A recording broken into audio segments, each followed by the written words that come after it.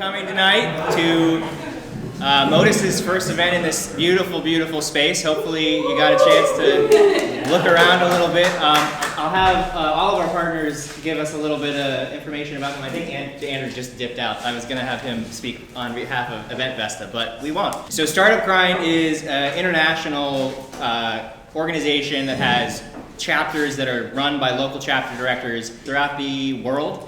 And Omaha has not been able to participate in that. Lincoln actually has, but we're the first full-size Startup Grind.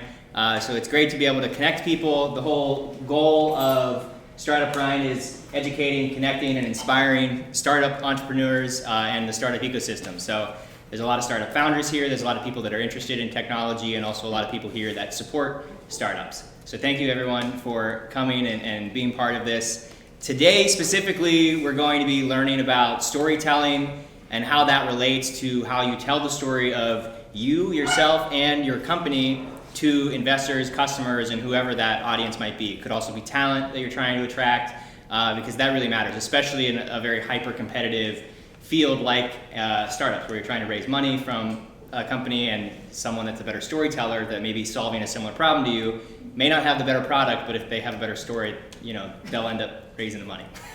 If you can have both, that's great. Or maybe you just wanted to be the storyteller and that's why you're here. So first, before we get started, I want to talk just really briefly about our local partners which help make this possible. Biso Studio, John Bunting right here is the founder. Jake is down at the front desk. You might have met him. If you haven't yet, talk to him. He's very friendly. And I also work for Biso Studio, and we help support startups in quite a few different ways. Our main sources of services that we provide is software development and marketing, which we do at a break-even rate in exchange for an equity partnership with startups. So that's a unique model to Omaha, and really a unique model to the Midwest. And we're also kind of innovating on the startup studio model as a whole. So interesting stuff. If you want to learn more about that, definitely talk to John, talk to me, talk to Jake. We're welcome to share that, but we really love just supporting the startup ecosystem because we think the stronger the Omaha startup ecosystem is, the better it is for everybody. The Nebraska Tech Collaborative, they weren't able to be here today, but their goal is to create tens of thousands of tech jobs in Nebraska in the next 5 years. It's a very, very ambitious task of theirs, but it's a part of the Exarban Foundation's initiative, and they're doing everything they can to help facilitate bringing in new jobs, but also facilitate startups because they realize the source of net new jobs is startups. So they are working with a bunch of different organizations, and they have a website. You can find that on our website as well to link to it, but has a lot of information about the specifics of what they're doing on there. Event Vesta is a local startup that just recently got a new round of funding, is in Ralston's Opportunity Zone. Andrew was here, you might have gotten to meet him briefly. He's the founder, and they are kind of trying to innovate on the way that we interact with events online. So they just launched an app. If you're interested in being an early user and giving them some feedback, you can find the Event Vesta app in the App Store. I like it because they have a promoter feature, whereas an event promoter, I can go, and if anyone's promoted an event before, you know how painful it is to go and try to enter the same information onto every single event calendar in the city to get your event out there. They partner with all of the event calendars in the city, so you enter at one time in Event Vesta, and then they send it out to all of the event calendars throughout the city. Modus, Emma, why don't you come up here and share a little bit about Modus and what you guys do. Okay. Modus is the beautiful space that we find ourselves in tonight. Hi everybody, I'm Emma. I'm the assistant manager at Modus, which is where we are. So basically what we do is co-working, rentable conference rooms, private offices. So our conference rooms here are $10 an hour. Anybody in the general public can rent them out.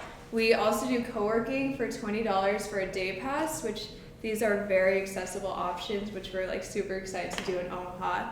And then our private offices are totally turnkey. They're fully furnished, have everything ready to go. They're great for startups because we are in a hub zone and a growth opportunity zone. And we're very prioritizing having a great ecosystem full of great businesses. So if you want a tour, let me know, or Laura, she's the manager, or Rahul, the owner. So yes. Thank you so much for hosting.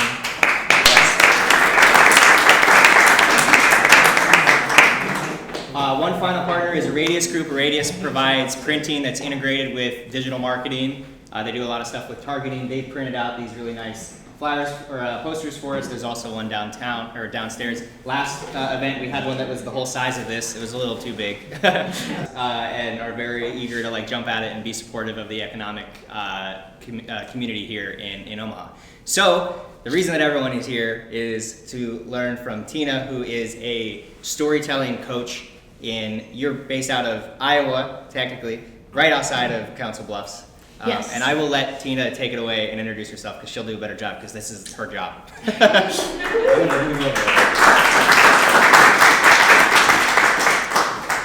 I'm 15 feet away from Alan Alda and I'm freaking out. I've always been a fan of his ever since he was an actor on MASH to The West Wing, but now more than ever before, as he's training scientists to learn how to communicate effectively using the tool of improvisation. So you can imagine my sheer excitement when he's looking me in the eye and he is asking for a volunteer to come up with him on stage. Well, I shoot my hand up like that eager first grader who knows the answer and knows she's gonna be picked on. And he starts to gesture right in front of me. And we gaze into each other's eyes and he calls up the woman directly in front of me. Happy for her, sad for me. So she walks up on stage and Alan Alda gives her a directive. He says, I want you to take this glass half full of water and I want you to just walk across the stage and walk back. Well, if Alan Alda tells you to do something, you do it. So she did. And then he said, now, I want you to carry this glass of water, and he fills it up to the very rim. I want you to place it on that end table, but I do not want you to drop a single drop, or your whole village will die. Well, she looks at him with fierce determination, grit, resilience, and she takes that first step on the stage. And all of us in the entire audience of about 500 people go, and then she does another and another. And pretty soon, the entire audience begins chanting, you go, you got this, you go, girl. And she's holding a glass of water. She places it on the end table. And the entire audience just erupts with sheer elation. Our whole village didn't die. And we applauded her efforts. And as we quieted ourselves, Alan Alda stood in front and he looked out to us and said, and now that's the power of a good story. It has high stakes. It's a shared experience that connects all of us. And that's why we're here tonight, is that stories are what make us human. It's what connects us. We share in those moments together where we're transported from our heads to our hearts in those moments.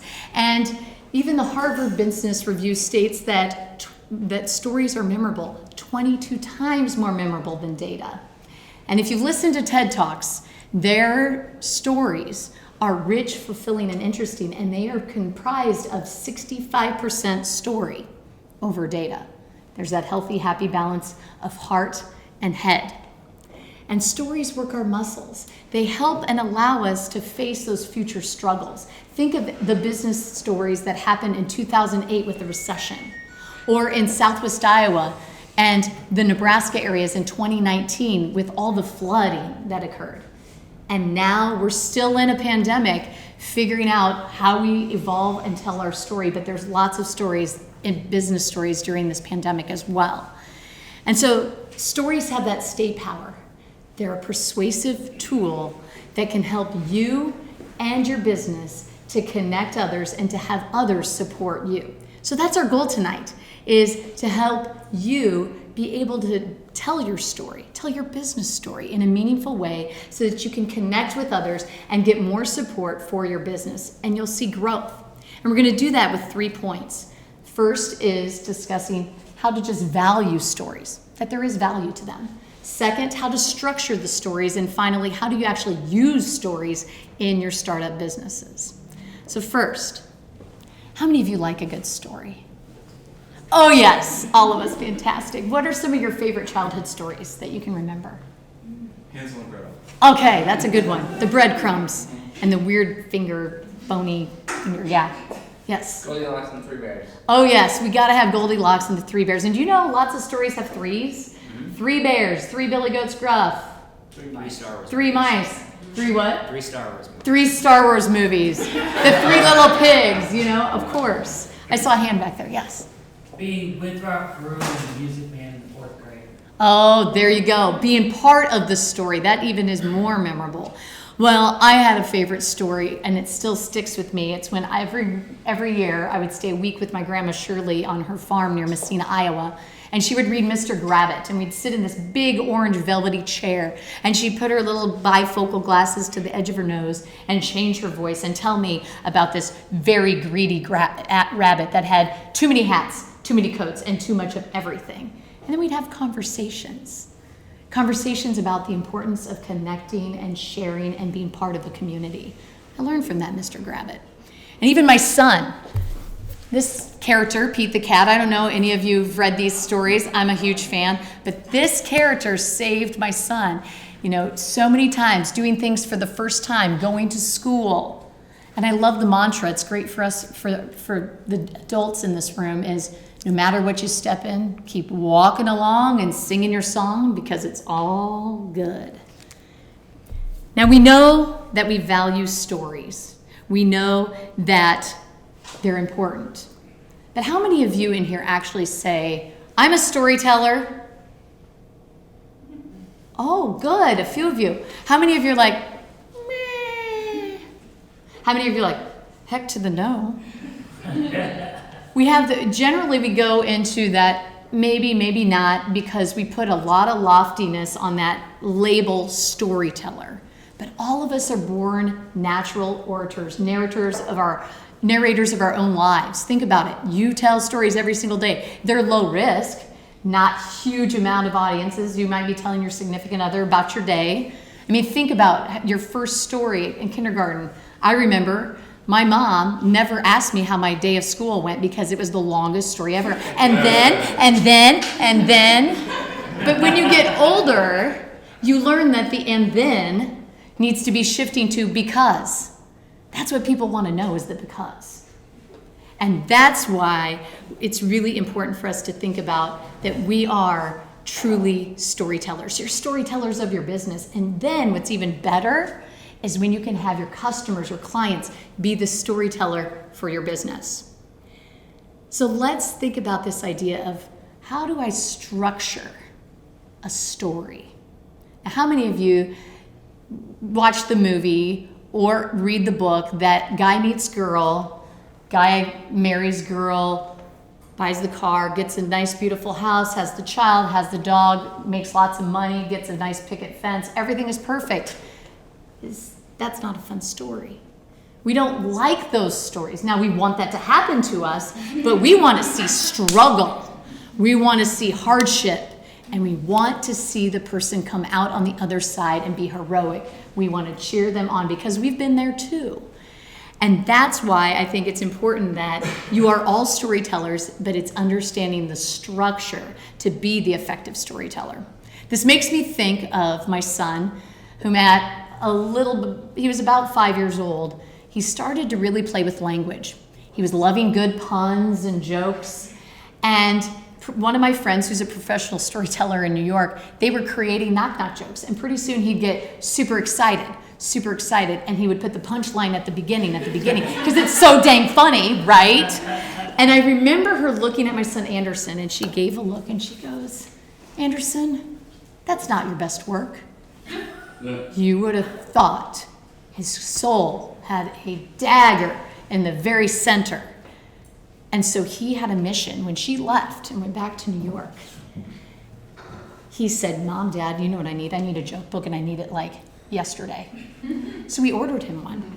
And he started to read, and he started to practice. And he started to practice. And then he started to compose jokes. And when she came back for a visit, and he got that first authentic laugh, he was like, yes, I get it. There is a structure. There is predictability. And the punchline comes at the end. You've got to work to that. And that's why I want to lay out for you from Donald Murray, who's an author and writer. He lays out, it's a stair step, right? The first is to the stair. You got to have an idea, right? Now, all of you are full of ideas in this room. You've started businesses. You've got a startup that you're working on, and you're constantly, that came from an idea. But then with that for your story, you need to do some collection. You got to collect like specifics, the sensory details, the emotions, the idea kind of coming about into the story. And you get this long brainstorm, and it's kind of overwhelming. You might do bubbles, you might do drawings, you might do a linear outline, but then you've got to focus. Okay? And from the focus comes a draft. And from the draft comes a revision. And from the revision, guess what, folks, comes the story. And here's what's challenging. We want to skip all this and just go to this. I got my story. But you got to do the stair steps to get to the story. And I want to help you with those stair steps because you all agree everybody loves a good story. We all do. And how powerful it is if you have a really cool startup origin story for your business that can help people support what you do, and it just becomes effortless. So I'm going to lay out for you a framework. 3 core questions that you need to ask yourself before you even craft the story, because it's strategic. Now, how many of you are strategic and that's one of your top 5 talents? So this is going to tune into your heart and soul. Now, how many of you are like, I wish I was a little bit more strategic? This will help you if you need help. So the first of the questions that you need to ask is, what's your point of view? Is it your story or is it somebody else's story? Now, I recommend, as startup business owners, you need to have your origin story crafted first, because that's how you build business, right? You have to talk about it. So the first story you craft is your own. It's your point of view. But then how great as a positive panacea if other customers, clients start telling and sharing their cool experiences, that becomes stories too. It just starts, pockets of your stories start being shared. So I think of Southwest Airlines. There's lots of businesses out there, organizations that have really strong, great stories. And I think of a friend of mine who used to travel every Thursday to Friday. She'd go from Omaha to St. Louis, Omaha to St. Louis, and round trip. And one day, she had her wallet stolen. Now, this is before we had the nifty little cell phones that you just go zip, zap, zoop, no big deal. It was, you had to have the hard copy ticket. How many of you flew with a hard copy ticket? You know what I'm talking about. I've lost one and had to purchase a second one, so I feel the pain. So thank you, electronic tickets. But what did she do? Because of that, she cried and then called mom and shared her sob story. But then she went to the front desk to talk to that agent and share her story of what had happened. What did Southwest Airlines do? They said, well, we know you. You're a frequent flyer. We're going to get you on that immediately, that next plane, get you home. Here's $50. You're going to be hungry. She gets home and she gets a call from them to check up on her. Say, hey, how are you doing? I know it's been a stressful day for you. We're so glad you made it home. And guess what? That transformed my friend. She's told that story tons of times on the behalf of Southwest Airlines. Point of view, it's not my story, it's her story. But guess what? I just told 20 other people a really cool Southwest Airlines story. How many of you are thinking, I'm gonna go on a trip, I might consider Southwest Airlines because they're pretty cool, right? So point of view matters. So ask yourself that. The second question you should ask yourself, and this one, especially for those of you in the marketing world, it comes as no surprise. Who's your audience? Whom are you tapping into? Is it the soccer mom who just wants some free time, that loves to, go and travel, see and do, is very personable, very outgoing, and, has a collection of shoes? Is that your audience? Or is it the millennial who craves a craft beer and is very much into organic, all of that? Which leads me to a really interesting product, right? Dave's Killer Bread. Anybody try? Cheers. Cheers. It is killer. But what an interesting story.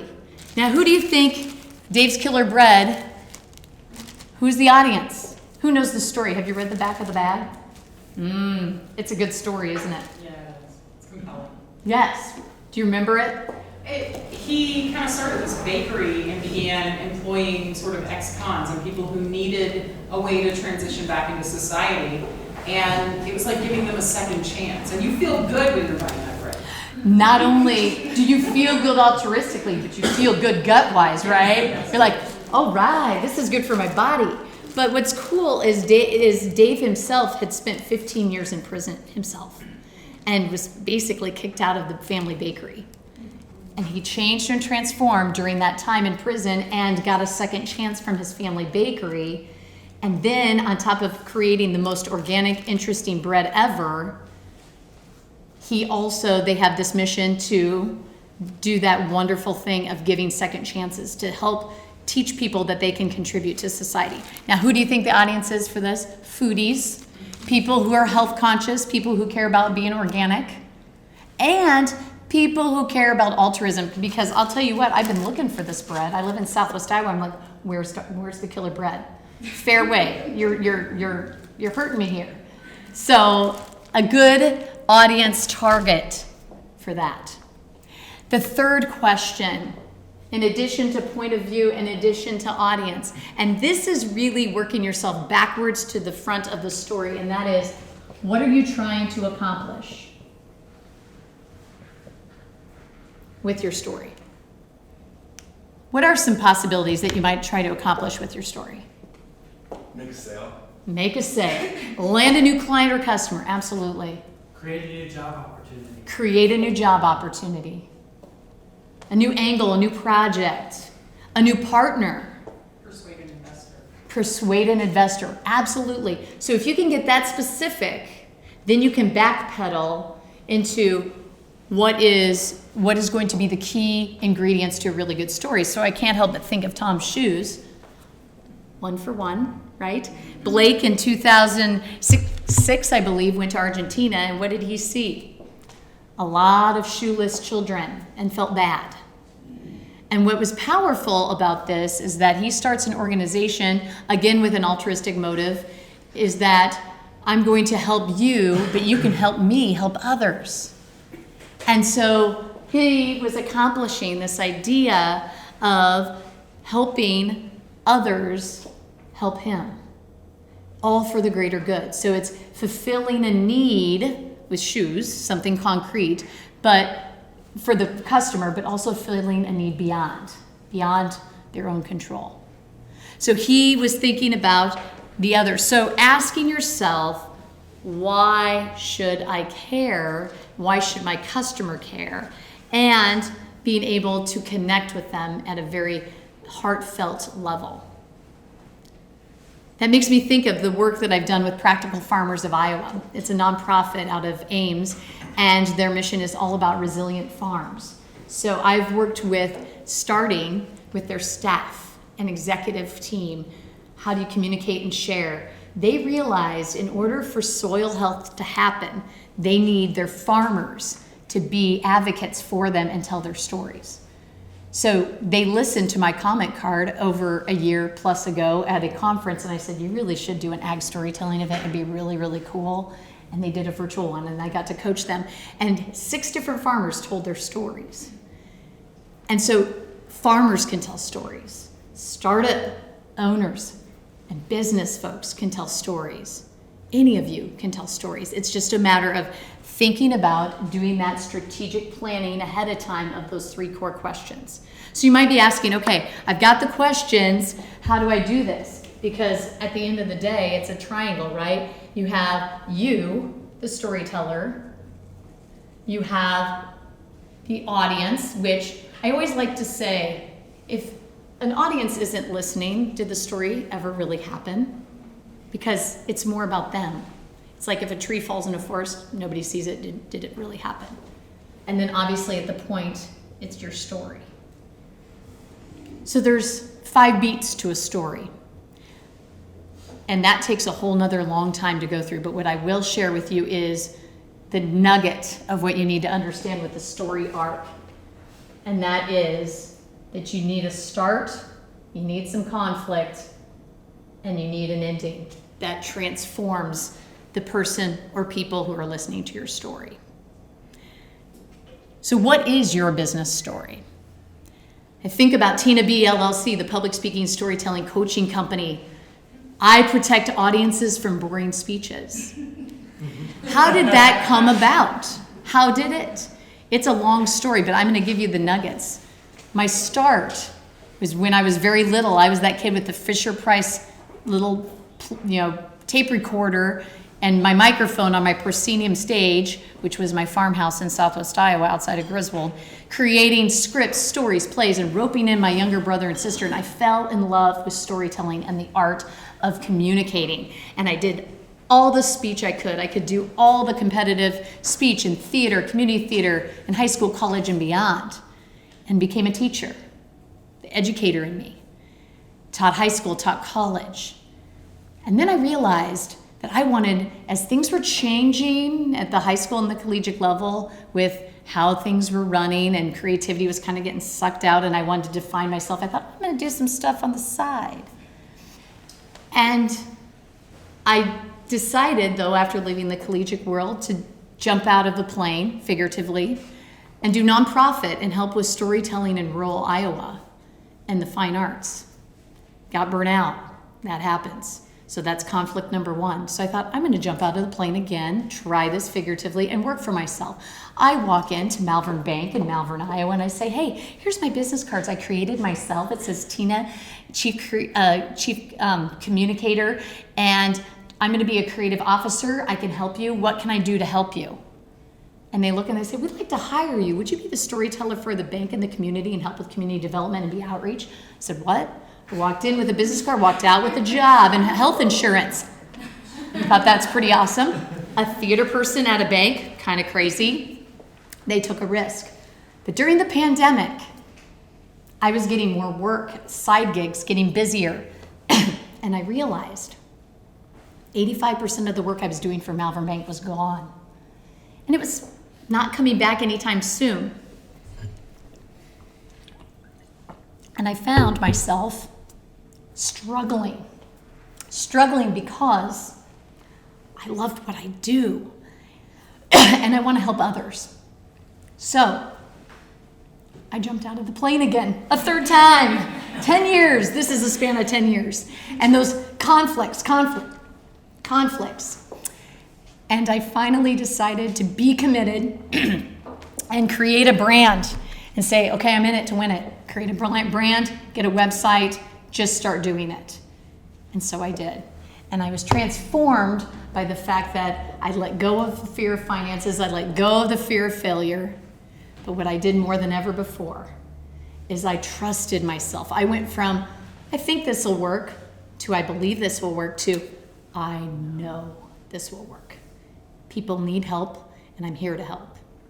And so think about, what is that structure? How can you do it in a meaningful way that is you, that's your story, that's coming from here? Because guess what? Our brains, logic, mathematics, fantastic left brain, the thinking can trump over the creative side, but that's where the right brain comes into play, where you tap into people's hearts and their pocketbooks. So that leads me to the very last point, and that is how then, we talked a little bit about the value of story, how to structure it, that there is an arc, that you have to have a setup, you have to have conflict and have a means of end that transforms people. How do you use story? You can use it in a wide range of ways. I know that we have a lot of people here that you do your own marketing, or maybe you outsource it. But video, they say a picture is worth 1,000 words. A video is probably 1,000,000. And how many of you love being on video? I challenge you to do it. I hate it. I hated it. I'm saying past tense, hated it. But I did a challenge with myself in March of 2020. Actually, no, 2021, just recently. I did a 5-day challenge. I'm going to be on Facebook Live for 1 hour every single day, 5 days in a row, and I'm going to teach people. Ooh, it was a woo. But guess what? I did it. It was very rewarding. I landed some work and I grew and I learned more about myself. I got over that hump of, I hate the camera to, I love you. This is fun. Making it fun, right? So video, do it with social media. There's platforms for that. Have a YouTube channel. Share nuggets of what your company does. Have it on your website. The more you have it out there, the more you share it, the better it's going to be. Get over yourself not getting in front of the camera, because people want to see the face and your voice, and that makes your business more concrete. It's one thing to hear, la, la, la, la, la, this is what I do, but it's quite another to say, here's what I do for you. Here's what my company does for you. So video is a great way. What's even more powerful is when someone else tells your story. When you can support each other. You've got a startup comrade right here. So if you can support each other and say, hey, let me share with you Craig. Craig is awesome. He's helped me with marketing, and this is what he does. He does all things tech marketing. He is like a jack of all trades. He's a Craig of all trades. And I've learned a lot from him. And here's what I recommend. You have a conversation with him, you're going to learn something, and you're going to know better, do better, like Maya Angelou says. So promoting each other is awesome. On LinkedIn, do a little spotlight for each other. Say, hey, I met this person, they're doing this, it's really cool, yada, yada. Or ask. It's the ask. We fail to ask our awesome raving fans, our customers that keep coming back for more, to write us a testimonial, to give a little video, to even just have a conversation. You know what I'm doing with my clients? I'm making them do a webinar as their final project. So they pick a pain point that was hard for them that they got over, and I'm holding their hand, but they're doing the testimonial piece and helping people along the way. It's a creative way to do it. So it's thinking outside of the box, doing pictures and posts that are authentic and true and real. I live with goats. I love my goats. I do videos with goats because that's who I am. I am a goat whisperer. Truly. You can learn a lot from a goat. I kid you not. When I was desperate for some love and hugs and I'm running out and they're like, I don't like this lady. They're like, you know, but I learned it's all about energy, right? So sharing that energy, put in the good energy and you get it back full force. And so testimonials, even taking a snapshot picture of a thank you note somebody wrote, that's authentic. Instead of you typing it out, those kinds of ways are ways in which you can share your story even in a more powerful way when someone else does it for you. So tonight, we've talked about 3 key points when it comes to storytelling, how we should value it. It's part of our culture, part of who we are. We also highlighted the structure, that it does take some planning. You can't just leap to story. You got to think of the idea and work your way through and strategize that structure. And finally, it's using it. Use this powerful tool to connect with people, have that human beingness that draws us in and brings us from the head to the heart. You are all storytellers. In the spirit of story, I challenge all of you to do something in the next week. By the end of next week, craft a story, post something that's different, that's stretching you just a little bit. And make those connections, land that new client, let the story do the work. What questions do you have for me? I don't know, it's kind of just a comment. So I used to do stand-up comedy and I wish they would follow this layout.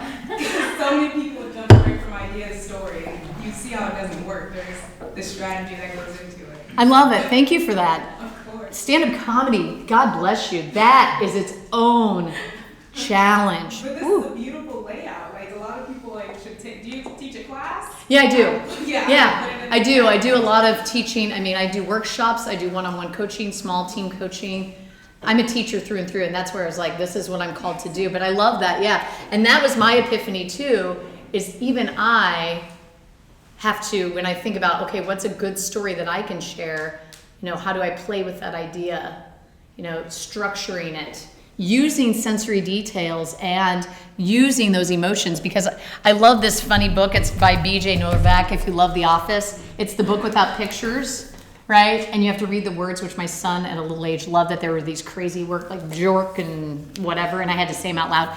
But think of, you're going to have empty pages if you do not share sensory details and be vulnerable with your emotions. Share the hardship of what it took to get to your business.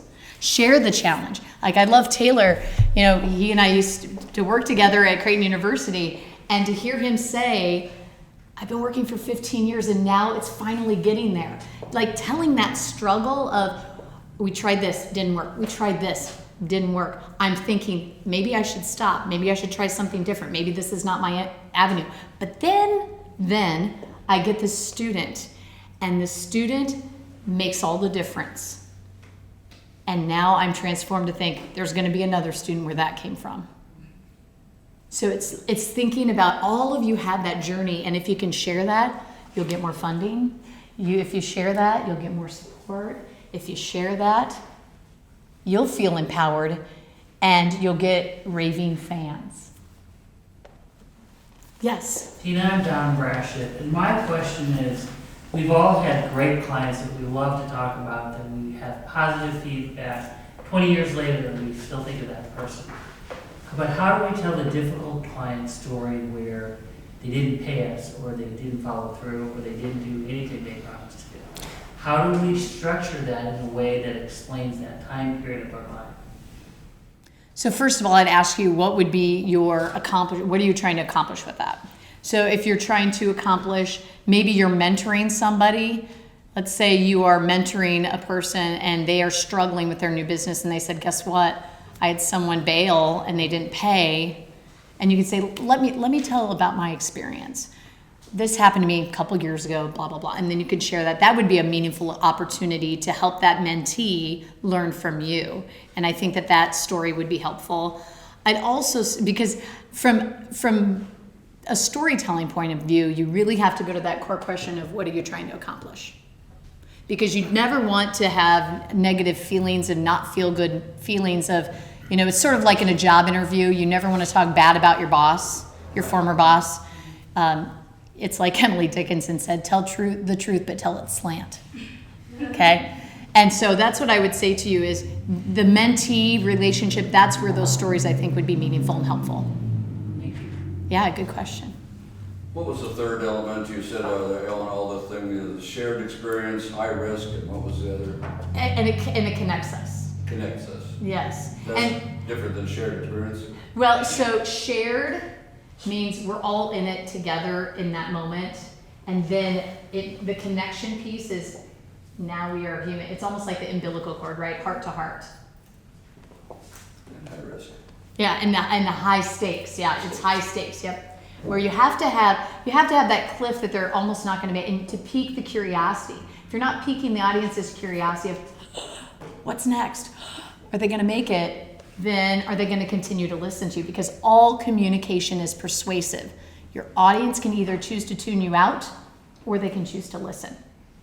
You know, I even taught informative speeches, persuasive speeches, but I would argue, even with your informative speeches, if you're sharing information, if nobody's listening, what's the point? It's like Charlie Brown's teacher, wah, wah, wah, wah, wah. They heard you, but they weren't listening, and there's a difference. So I think we all can relate to a bank. We know what a bank does, right? And Yeah. a bank is boring. You were at a bank, For 2 years. and you weren't boring. So tell us what your best story, what was the thing that you made that bank come alive? So while I was employed there, Yeah. okay, so I had this creative idea that I said, you know what, there's 25 of you. I want you to do some improv. I want you to do some understanding of your temperament. I'm certified in Kiersey temperament. I want you to understand who you are, communicate off the top of your head, blah, blah, blah. We're going to do monthly huddle ups. Boy, did that take some serious persuasion. They're like, meet once a month in the lobby and we do these things with you leading. I'm like, yeah, and it's super fun. And what was powerful is in those huddle ups, people were like, oh my gosh, it made me better with customers because you made me do that silly improv game of one word story, because I had to think in the moment and fully listen and be fully present. And then from there, they also, to piggyback off of the internal piece, the external story that was really cool is that they were willing to take a few risks with me. First of all, hiring me was a big risk. But second of all, is I said, let's do an elf on the shelf experience. My big thing was financial literacy. I literally went into schools teaching money. I had no money background, using theater. So I'm like, let's do puppetry and talk about need versus want. My son and I wrote 2 puppet shows and performed them. We did storytelling, role playing, all this. And then we did this elf on the shelf project. And what it did was the students got to go, and this was pre-pandemic, from business to business, and they had to find the elf on the shelf, ask questions, learn about their business, and then if they got all the answers right, they got $10 into a savings account, and we did a little lesson about savings and things. But yeah, great question. It was a journey. I stretched my brain and creativity. I'm like, I'm going to make theater and the arts work with financial literacy. It's going to be awesome. Yes. So I've got a question about like kind of meta story and priority. So I feel like I have lots of stories to tell, and I can be a good storyteller. I don't feel intimidated talking from people for an hour, and I think sometimes I'm entertaining. But I struggle with which stories to tell at which time and how to allocate the proper resources for actually storytelling versus doing whatever else I might be doing. Great. It's awesome that you have a lot of stories. I would recommend getting a storytelling journal, for ideas and maybe. Evernote, like about Yeah. 8,000 notes or so. Excellent. That's awesome. So then if you can categorize them with themes or whatever, but again, it's thinking about, okay, so if I'm going to a networking event, it's really that active listening, right? It's co-creation, communication with the other. So when you're communicating with someone else, you're in the moment, you're listening, and then you add to the conversation. So is this the moment to share your origin story? Is this the moment to share a story where you had a challenge and you overcame it? Is this a moment where we grew? Is that what you're asking? Well, so it's even more like which origin story? Oh, okay. Because for me, like I said, I had lots of bumps in the road, right? And that's my long version. Short version would be, okay, I got there. I basically, as an educator, decided to leave a job during a pandemic and just start my own business. Like that's the short nugget. So if you have multiple stories and layers, it depends on, because you don't want to get too long and too murky with it. I can be a little concrete if it's helpful. Yeah, So, yeah. I have a career as a designer. Mm-hmm. I do entrepreneurial projects, so each one of those kind of has an origin story. I'm an artist, which has a story. I collaborate with other artists, which also have stories. And oftentimes, I'm meeting new people, so I don't even know necessarily which story is the right story for the person who I'm speaking with. Right. Well, I would say, first of all, that's awesome that you're that entrepreneurial. You have lots of buckets. And I would first of all go with what intuitively in the moment you want to talk about. Like what's most pressing, what creative project is really at the top of your mind to talk about that's fresh. So, right now I'm wearing this hat as creative artist and I work with artists and this is what I'm doing.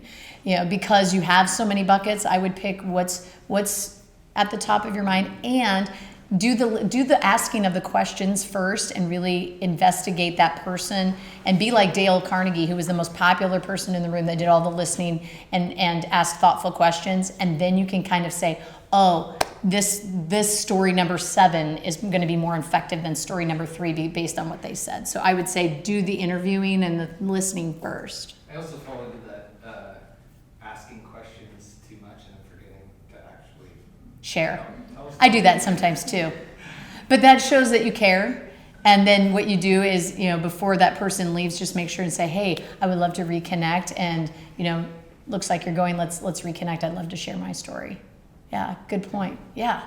Okay, one thing I noticed about you right away is you just had like an insane amount of energy and we're doing like hand motions and we're super pumped about what you're talking about. I was excited. I felt this great energy of this group. Startup people. Yeah, it's a good energy. So I guess my question, I guess I'm just thinking about this to myself, is like if you just have like an average story, but you come at it with like energy and passion and all that stuff. Can just that, like alone, take an okay story from a good story, or would that be sort of? I love how you're like, I have an okay story, but I want to give it passion. Yeah. That's awesome. No, you're right. You have to first believe in your story, right? And so it first, like for example, I worked with a client that was struggling she was new to her job, but would roll her eyes when she would say her job title. It was clear that she wasn't believing in herself or believing in it. So that's the first step, is I have to have that mindset that this is a killer story and it's my story and I'm excited to tell it. That's the first step. Also, it's awareness of your speakers, your authentic speaker style. I know I worked at Walt Disney coordinating parades, and I am a 10 on enthusiasm. I'm Disney. Welcome to the Magic Kingdom, that's me. But for Malvern Bank, I couldn't be like, welcome to Malvern Bank. That would freak people out. I had to soften it to about a 7 or an 8. Okay, I knew that, I was aware. So first it's the mindset, then it's awareness of your energy style. Like, where do you fall on the spectrum of 0 to 10? Are you more of a 5, 6, 7? Or where do you fall? Then it's jazz it up with some sensory details. Ask yourself what sight, smell, taste, touch. Smell is the most powerful sense to embed in a story, which is the most, it takes us there. If I say the sweet smell of manure at Maple Ridge Farm, you're like, okay, you go there.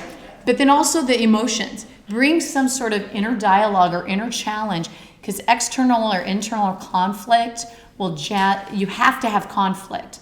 What was the challenge for your startup to get you where you are today? It's because it sounded like when we were talking, your business started as one thing and then morphed into something else. Mm-hmm. That's interesting.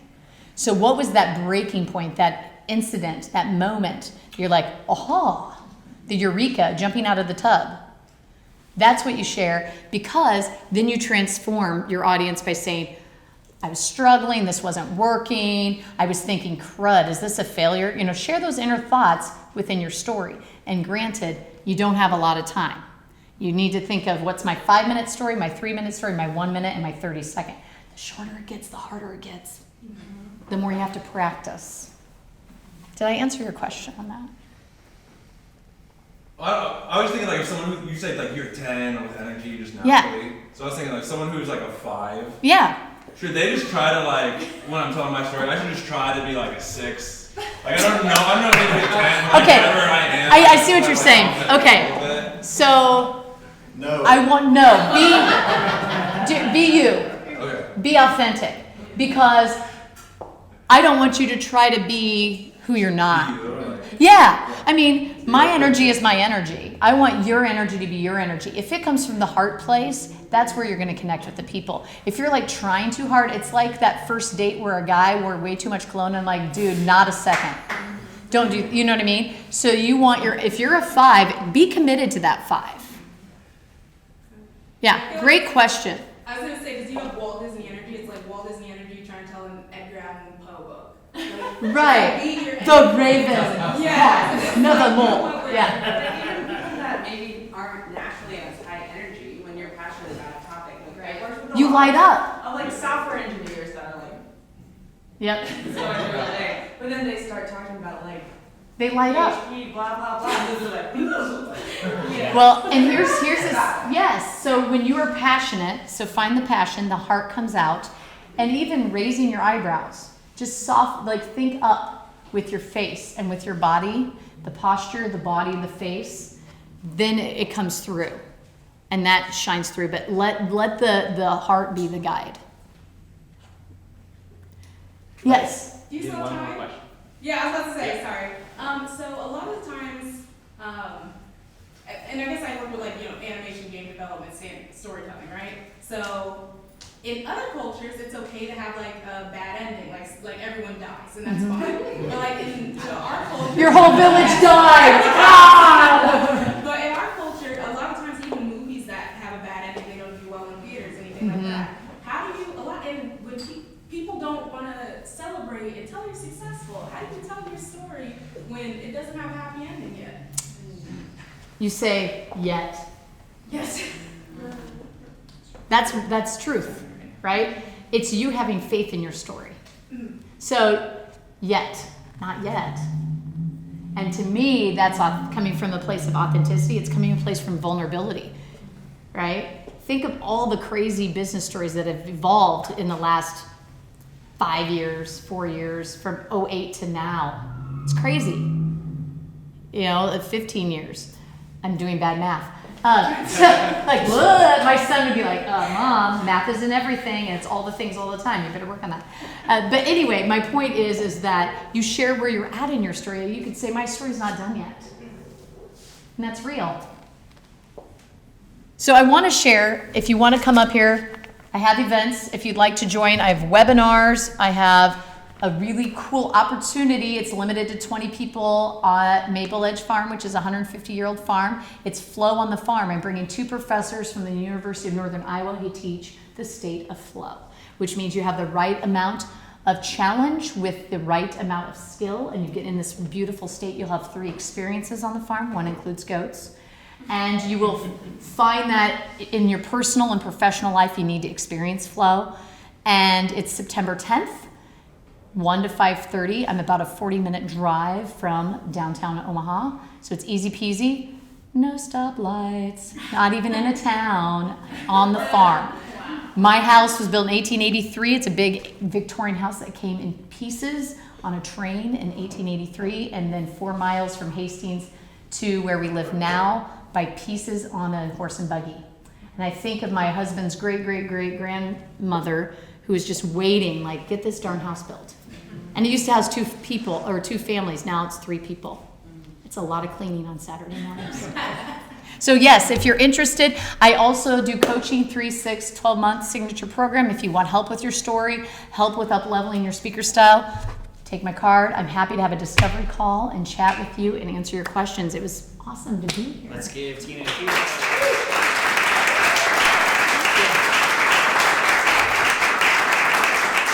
Thank you again, Modus, for hosting us, and Startup Grind for inspiring us to put on these events.